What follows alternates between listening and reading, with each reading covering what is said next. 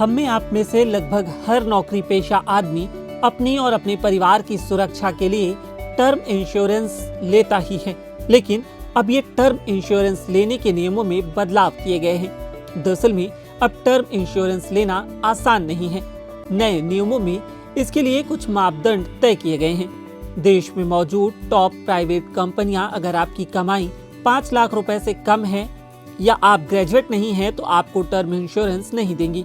साथ ही IRDAI ने कम कमाई वाले लोगों के लिए भी स्टैंडर्ड टर्म इंश्योरेंस का ऐलान किया है, लेकिन प्रीमियम सामान्य पॉलिसी से लगभग 3 गुना है या फिर ये कम अवधि के लिए ऑफर की जाती है।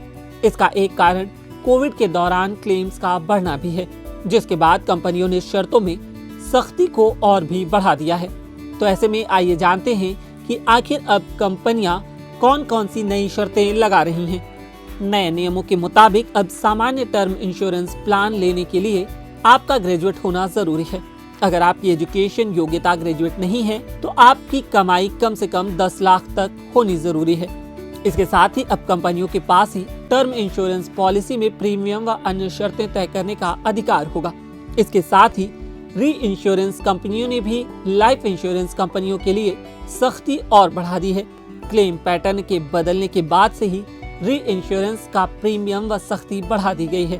बता दें कि दुनिया भर के अलग अलग देशों की तुलना में भारत में टर्म प्लान की दर बेहद कम रही है। अब तक कम आय वाले लोगों के लिए IRDAI की सरल जीवन बीमा स्टैंडर्ड टर्म इंश्योरेंस है। वहीं सरल जीवन बीमा का प्रीमियम सामान्य बीमा से करीब 3 से 4 गुना ज्यादा है।